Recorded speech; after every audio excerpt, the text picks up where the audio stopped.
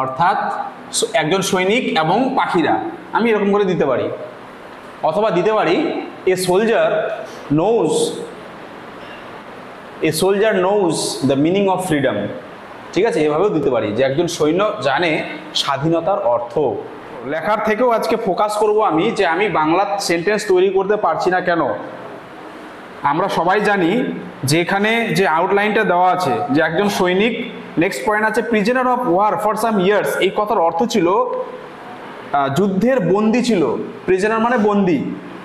For some years কয়েক বছর ধরে সৈন্যটি নিজে বন্দী ছিল। ওয়ার এন্ডস যুদ্ধ শেষ হলো। রিটার্নস হোম সে বাড়ি ফিরলো। Sees a bird seller on the way রাস্তায় দেখতে পেলো একটা পাখি বিক্রেতা। Buys all the birds sets them free সমস্ত পাখি কিনে নিয়ে তাদেরকে মুক্ত করলো। মানে কি, সৈনিকটি বন্দী অবস্থায় ছিল, সে জানতো বন্দির অবস্থাটা কতটা দুর্বিষহ।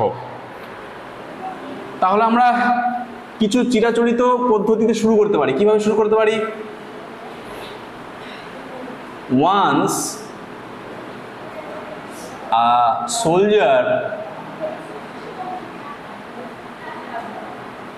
was imprisoned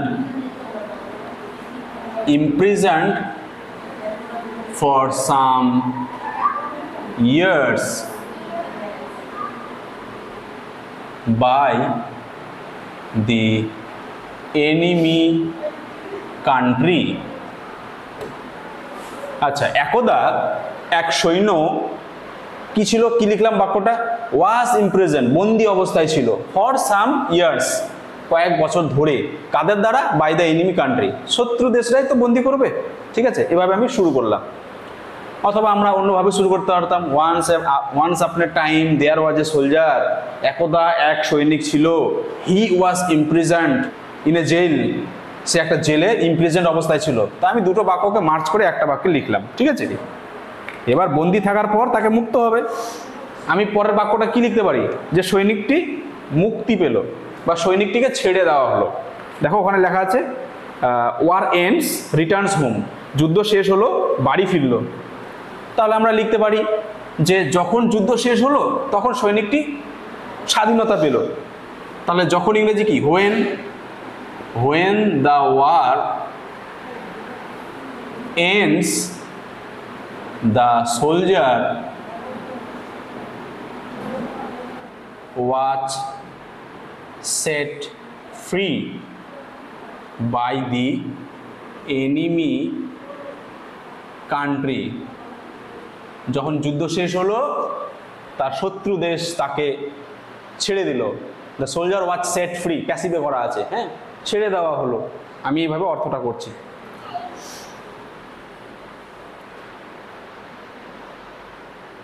আচ্ছা, আরেকটু জিনিস এখানে ভুল হয়ে গেছে, এন্ডেড করে দাও। তাহলে এন্ডেড, এটা এন্ডেড করে দাও। আমরা পাস্ট ন্যারেটিভে ঢুকে। তাহলে এবার কি হলো? বাড়ি ফিরবে। He was returning to his home when he saw a bird seller. সে বাড়ি ফিরছিল যখন সে দেখলো একটা পাখি বিক্রেতা was selling the birds, putting them in a cage. একটি খাঁচার ভেতরে ভর্তি করে একটা পাখি বিক্রেতা সে বার্ডগুলোকে বিক্রি করছিল। তারপর কি? এটা দেখে তার দুঃখ অনুভব হবে, সে তার কাছে যাবে। দ্য সোলজার, এরপর সৈনিকটি দুঃখ অনুভব করলো, felt sorry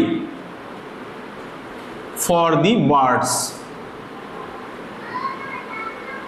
in the cage. খাঁচার ভেতরে থাকা পাখিদের দেখে সে দুঃখ অনুভব করলো, ফেল্ট সরি, দুঃখ অনুভব করলো।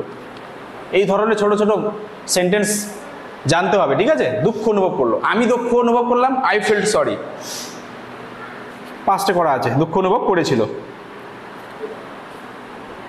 তারপরে কি হলো? He saw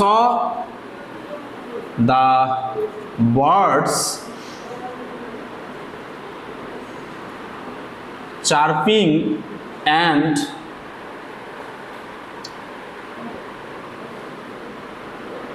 moving their wings in vain in the cage.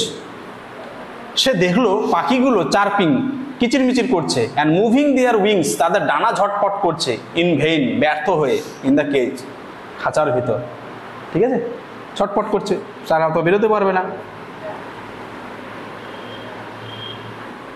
Next, the soldier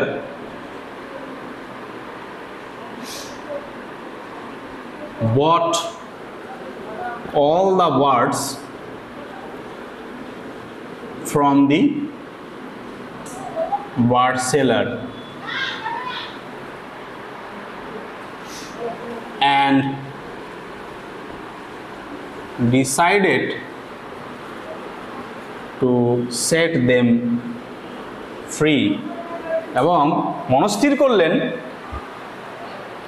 এরপর সোলজারটি বট অল দ্য বার্ডস, সমস্ত পাখি কিনে নিল, ফ্রম দ্য বার্ড সেলার, পাখি বিক্রেতার কাছ থেকে, অ্যান্ড ডিসাইডেড, এবং মনস্থির করলো, টু সেট দেম ফ্রি, তাদেরকে তিনি ছেড়ে দিবেন। ঠিক আছে, ছোট ছোট পাস্ট টেন্স আমি লিখছি, কিন্তু বাক্যগুলো খুব কঠিন করছি না। ঠিক আছে, বোঝার চেষ্টা করতে হবে।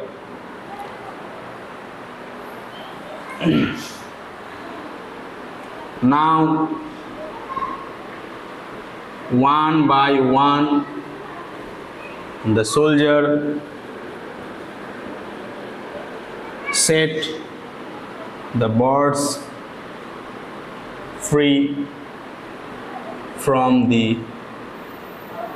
cages. আচ্ছা, তারপর একে একে সৈনিকটি সমস্ত পাখিকে খাঁচার থেকে ছেড়ে দিলেন।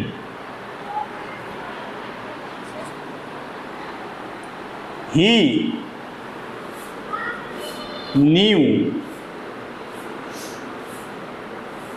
how miserable the captive life is. তো দিব না, ওয়াচ। তিনি জানতেন বন্দি দশা কতটা দুর্বিষহ ছিল। তারপরে কি করব, পাখিগুলো আনন্দে উড়ে গেল।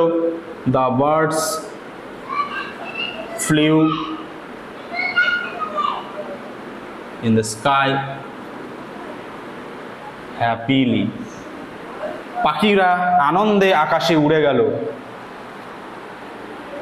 The soldier felt a sense of happiness and peace of mind. সৈনিকটি অনুভব করলো আনন্দ এবং মনের শান্তি। বাস,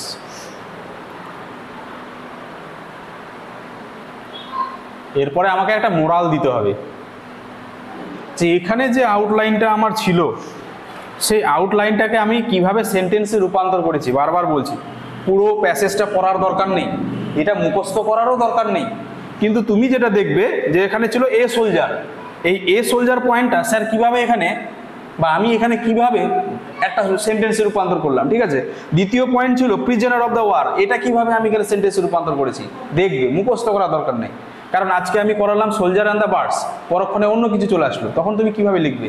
কিন্তু তুমি যদি কৌশলটা জেনে যাও যে কিভাবে, এখানে তো প্রত্যেকটা পয়েন্টে সাবজেক্ট দেওয়াই আছে, কোনোটাতে ভার্ব দিতে হচ্ছে, কোনোটাতে অবজেক্ট দিতে হচ্ছে, আর কিছু কিছু কি লাগাতে হচ্ছে দেখ, এই যে নেক্সট, ঠিক প্রসেসিংয়ে যেমন ছিল নেক্সট, এই যে নাও, তারপরে এই যে ওয়ান্স, ঠিক না, তারপরে এই যে হোয়েন, এরকম কিছু আমাদের লিঙ্কার, বাইন্ডার, এগুলো লাগাতে হচ্ছে, ঠিক না, ঘটনাক্রমটা ঠিক রাখার জন্য।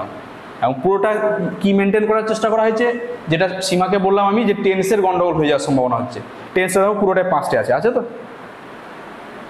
এবার কিছু কিছু স্টোরিতে চরিত্র কথা বলে না, শেয়াল কথা বলছে, কাক কথা বলছে, ওগুলোতে প্রেজেন্ট টেন্স ঢুকতে পারে আবার, ঠিক আছে, ওগুলোতে প্রেজেন্ট টেন্স ঢুকতে পারে, কিন্তু ওগুলো আবার কোটেশনের মধ্যে রাখতে হবে। যে তুমি কি সুন্দর গাও, একটু গান গেয়ে শোনাও, এই যে ধরনের আদেশ সূচক যে বাক্যগুলো এরকম, যেমন ক্রো অ্যান্ড ফক্সের মধ্যে হতে পারে। তো ঠিক আছে, আমার এরকম হয়ে গেল, সবার লেখা কমপ্লিট। কোনো সেন্টেন্স বুঝতে অসুবিধা আছে? অসুবিধা নাই? তাহলে এবার একটা মোরাল দিব, তো একটা নীতি কথা দেব যে একজন বন্দী উপলব্ধি করতে পারে স্বাধীনতার অর্থ, ঠিক না? তাহলে a captive can realise the meaning of freedom. তো একজন বন্দী উপলব্ধি করতে পারে স্বাধীনতার কি অর্থ। বেশি গুরুগম্ভীর, বেশি ইমপ্রেসিভ করা দরকার নাই, সাদামাটাভাবে আমরা স্টোরিটা শেষ করলাম। এরপরে যেগুলো ইম্পর্টেন্ট স্টোরি হবে প্রত্যেকটা লিখে দেওয়ার চেষ্টা করব।